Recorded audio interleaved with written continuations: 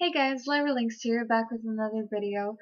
I'm going to apologize in advance. I've been making some more serious type videos lately where I just kind of share my feelings, and this is kind of going to be, well, absolutely going to be one of those videos again. So if that's not what you're into, you can click away, but for me personally, venting about my problems after I've had time to think about them and work through them a little bit in my mind is very helpful, and I feel like speaking on these issues is just a good thing in general to spread that people aren't alone, that I'm not alone, that my struggles are valid, other people go through it, and just, I don't know, I like making these videos explaining myself because I feel like these are things that everybody goes through and can sort of relate to. So, I mean, we can all just sort of be together in it, know that you're not alone. I'm willing to talk to people about problems. I obviously go through a lot of my own stuff, and sometimes I just need to talk it out, and sometimes I need to think before I talk. Like today, let's just say, without going into a ton of detail, that I did not have a very good day, and I've been struggling a lot just this year with the college transition and also with three major issues that I wanted to touch on in this video. If you've read the title, then you already know. I, first of all, have discovered through college that I am pretty much the very definition of a perfectionist. I was going through this phase where I was really struggling, and I wondered why I was so focused on being perfect at everything. It was actually ridiculous. I was beating myself up. If I didn't live up to the standard that I set for myself, then I considered myself not good enough, and most of the standards that I did set were completely unreachable, and so I was setting myself up for failure from the beginning. So I kind of thought about it, looked into it. My boyfriend made comments saying that I seemed kind of OCD because there were certain things that I felt like had to look perfect, especially in my dorm room. You could kind of tell when I was in a lesser mental state because in those times my room would be much messier, and I actually really didn't like that. The more I'd look at my room and how messy it was, the more sad I'd get. So oftentimes I would want to totally organize everything, and I would feel really bad if my room didn't look perfect. And so it was like a cycle. I would go on this cleaning rampage, and then everything would go back to being horrible for forever until it made me feel too much like crap to not act, and then I'd go on a cleaning spree again, and he'd be like, "Oh, you're very OCD about certain things," and I was like, "Interesting." And the same kind of went with schoolwork, especially English and Spanish, because those are my majors, and those are things that I love to do, so if I'm not doing well with them, then I don't really feel that great. Well, it came to this point where I took an English exam, and I beat myself up over the stupidest thing. I got a 98% on my English exam. Did that make me happy? No. Because one of the problems I got wrong, I saw how to do right on the very next page. But in my mind, I was like, I remembered it the opposite of how it was. So I looked at the next page and I'm like, is this a typo? Is this legitimate? And I'm like, I should go back and fix it. And I was like, but I thought that it was fine. But this is a different way. I didn't fix it. I guess I should have, because it bothered the heck out of me when I handed him my paper, found out that I got the problem wrong that I thought that I was going to get wrong if I didn't go back and correct, but thought was going to be fine anyway for some reason. He marks it wrong, and he's like, "Oh, I wouldn't want you to get too big of an ego getting 100%. And then I'm like, I have this realization. I do uh, getting 100% definitely would have given me an ego for sure, because that was the goal I had set for myself. I was like, oh yeah, I'm gonna get 100% and be that one kid. It's just an English 101 class. It literally doesn't matter looking back at it, but because I'm such a perfectionist, getting that wrong actually made me feel really bad, and I almost wanted to cry walking out of my exam. And that's pretty much the moment where I realized, wow, this is a really big problem. What is going on in my mind that makes me this way? Where if I don't live up to these goals and these perfect standards that I set for myself, even though I know I can't be perfect, like, why am I doing this to myself and feeling this way, and what's going on here? So, I did a little Google search on perfectionism.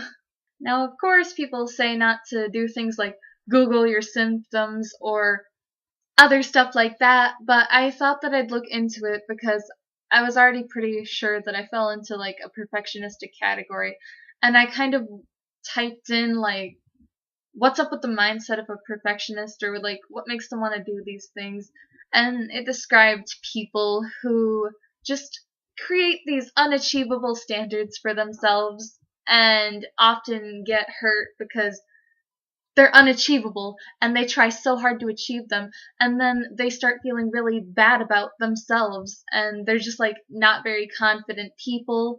I read about how a perfectionist will sometimes procrastinate a lot, which is also very much me, because they feel like if they never start a project then they can't fail on that project. And I was like, that sounds too accurate. And so I kind of looked into why people have these mindsets. For some people, it's a thing where things weren't going well at home, in their home lives, and they kind of feel like maybe they can have some sort of control, but they kind of take it to an extent that they can't really reach. I don't know how to explain this entirely properly, but for me, reading into it and kind of seeing things, I feel what it was for me is that my parents always really pushed me to do well academically, and so I always wanted to do very well. But the thing is, I think I took their pushing a little too hard, and I don't think that they saw that. Because it came to this point where I started to feel like if I don't get A's, if I'm not perfect in this or that, then I'm not good enough. I remember in 8th grade, I had an algebra class, and I worked so hard in that class, but I had a different teacher from my past 2 trimesters. I had been with this woman for so long, got used to her teaching style, and then I get this new teacher that I don't like. And I struggled really, really, really hard in his class. All the students were done with their finals before I was. I stayed probably 2 extra hours to complete this thing because I just was not wrapping my mind around anything. And I get a D in the class overall. He tells me my grade, and I start crying in the parking lot waiting for my mom because I feel like my parents are going to be really mad at me because I'm not living up to these perfect standards that I'm setting for myself for no reason, even at way too young. Mm. And, you know, she wasn't mad. She asked me if I did my best, and I said yes. And she's like, then that's good enough. But even hearing that over and over, it's like it was already locked into my psyche that it isn't good enough. I need to achieve this goal that I have set for myself when I might only be capable of this, but if I don't get this, then I'm not going to be happy. And that's ridiculous. And so now that I kind of know a little bit more how my mind is working in that way, I kind of just need to do whatever I need to do to work through it, which I haven't really found a solution yet. I'm still like that. I have, even in the case of YouTube, I have 1,000 YouTube videos I really want to make. And then I get the time to do them and I'm like, because I feel like my quality of videos is not that great, given I have very limited equipment, but it's still something that I love to do and I should be putting out. But I worry about it not being the best quality content, and I worry too much about numbers and so on, when I should just focus on the fact that this is something I really enjoy doing and I have a lot of fun doing, so I should just put my heart and soul into that. I've met a lot of perfectionistic type people, and it's always easy to see in them, and I'm like, why don't you just do this, this, or this differently? And then I experience the same stuff myself, and I'm like, oh yeah, 'cause it's hard. And me being like that doesn't help when I also have some anxiety issues and some depression. So, when I can't achieve these standards, I get incredibly depressed and I just don't feel motivated and I don't want to do anything. Like all day today, well, at least after I got home from going to my job orientation. Speaking of which, your girl's now employed like I wanted to be. I'm going to be working at Burger King, and it actually sounds like it's going to be a really good deal. I think that working is going to be something that will very much benefit me, mentally and emotionally, because I feel like the more that I am active, the happier I am. And so yeah, it's gonna be good to work. I'm gonna get money, pay off those college loans, get some stuff for me every now and then, and it'll just be a good experience. Anyway, yeah, it's gonna be helpful to be active, and hopefully I can just separate as much home life from work as possible, and I don't want to bring work drama back home either. I just kind of want to find my balance. Hopefully this summer is gonna be good for that. Last summer I definitely got a lot stronger, so I'm hoping for that to happen this time around too, because I am going through a huge rough patch where it's been a lot. I am a highly anxious person, so honestly, a lot of my thoughts and imagination just kind of go whirling around, and I can't really control it. I just kind of imagine things to be a lot larger than they really are in most cases. And it can be really frustrating, but it's just something I have to cope with and work through. Whether that be storming away sometimes and having to think it out so that I can communicate effectively with people again, or sometimes I just need to sit and cry. Everybody could use a good cry sometimes, honestly. I I try to hold things in. I'm still a really big crier, I'd say. But, I sometimes I hide it away, but sometimes you just need to let it out, and it's healthier, better for you. I'm the type of person who, does not want to cry at work or in public if I can ever help it. I think I cried at work before once. My goal is to not cry at all at Burger King if possible, so I'm usually okay with that because work I need to keep stress away from work for my health. It is so not healthy for me to mix the two. It's bad. So yeah. I know that a lot of people nowadays kind of struggle with depression and anxiety. It's a really big thing. I think that part of it is that, especially with social media and just kind of how people in general portray themselves nowadays, it's almost seen as a good thing to be degrading to yourself, if I'm explaining it right. Like, take a YouTuber I actually really love, and I'm not trying to shade at all, Morgan Adams, who is kind of insecure, and she'll make self-deprecating jokes about herself, and people just will see that as funny and be like, yes, queen, lol, same. And I don't know why we support that, like, oh, I'm ugly, like, haha, me too, I feel you, girl. Like, why are we doing that? And there are also people who are so attention desperate. I feel like even I use my social media as a way to feel better sometimes because it's that instant gratification sort of thing. Like, if people give you likes, then you must be doing something nicely, and you can present your life as being so perfect on social media when on the inside you're just screaming. And I don't think that that's a healthy thing for people to do. And they look at other people's lives and compare. I feel like one of my biggest problems in my whole life that I don't know if I'll ever be able to get rid of is me comparing myself to other people. I'm like, my writing's not as good as theirs. I'm not as pretty as them. This, that. Why can't anyone, for that matter, not just me, be happy with what it is that they have? Because everybody has something to offer, and sometimes it's something different.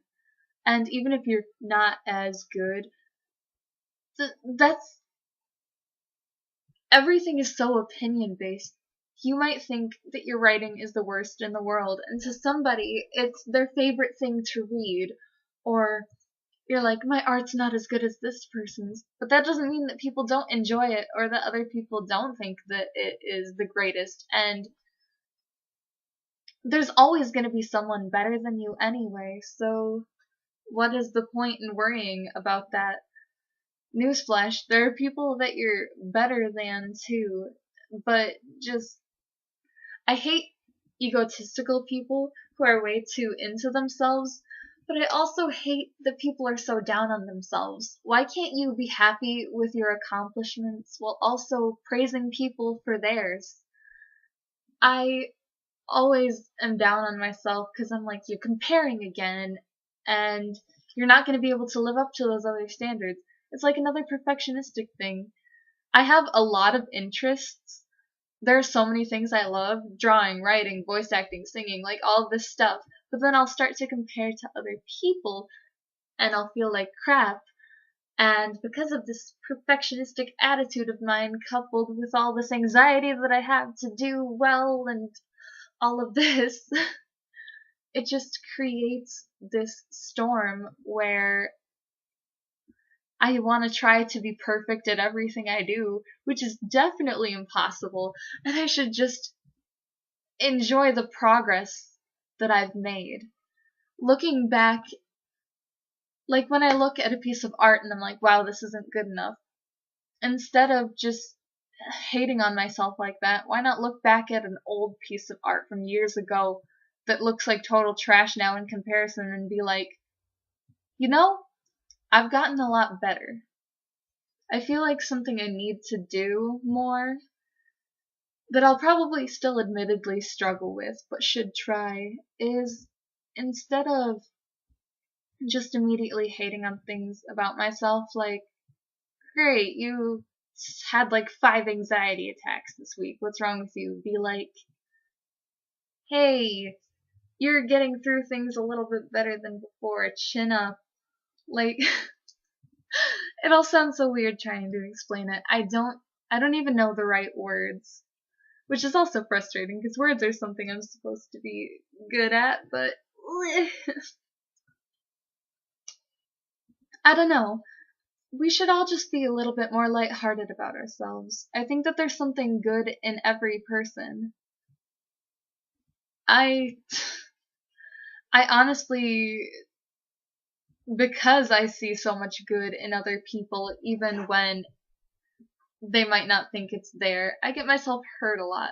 But it's also helped me to make a lot of great friends too, and show people that didn't feel very secure with themselves that there are some good aspects to them, and they're a good person and they can really shine if they want to. Life is an insane journey, and everyone's going through their own personal struggles. There Even the people that we might compare ourselves to have their own issues, and you might say things like, oh, I wish that I were them, or I wish that I was as good as they are. I feel like it's just easy in general to use the artist community as an example. you look at a piece of artwork that you think is the most amazing thing you've ever seen, and you're like, if only I could be them, or as good as them. But that person looks at their own artwork and is like, this is not good enough, this is not up to my standards, I don't like it that much. And they just hate on themselves. It's just such an interesting society. I think that it would go a long way for people to just be a little bit nicer to people. Throw a compliment at somebody now and then. You never know if it could be making their entire day. Don't just devalue somebody's feelings. If they're feeling a certain way, just know that that's valid, and you might feel your own way, but that doesn't mean that you need to degrade another person or anything. A lot of issues that I've developed in my life have been a result of people who are really mean to me. And that's something I still have to work through to this day, is that every time I try to do something, I feel like I fail because other people make fun of me even when I'm doing my best and I think it's great, and then they look at it and they hate it. And you just never know what somebody might be going through, and I don't know, just working through these issues, it's a tough time, but it's something that I want to be able to do. I want to grow into a strong young adult and get these things figured out one at a time. It's very helpful to have good people around me who understand. I feel really, really bad for anybody that I've ever blown up on or run away from or anything else when things have gotten tough. I'm probably gonna be having a rough time for a little while, but you know what? I'm still breathing. I have a house. I've got these nice things around me, good people. There are still things to look forward to. There's still tomorrow, and tomorrow could be just as bad as today. I don't know, but that's kind of up for me to decide. There are days where everything can turn around if you just have the right attitude, which isn't always easy. But if you just try to make a couple positive steps, there's a lot of change that can be made. And I want to look at tomorrow as a new opportunity, which it definitely is because it'll be my first shift at a new job. And I just want to go with a smile on my face, ready to learn, and even if things go horribly, I want to be able to do better than I did today. Maybe by just coping with it a little better instead of getting so upset, just finding a different way of expressing than I did today. Like, instead of shutting down, I do something really productive and helpful to people, or something along those lines. So yeah, here's another one of my serious type videos where I talk about depressing things and then try to give you a happy moral at the end, like be nice to people, which is usually typically what I say. Usually typically. That's redundant. Anyway, if you happen to like this video, be sure to leave a like, subscribe for more content, and I'd really like to see you guys in another video. Bye!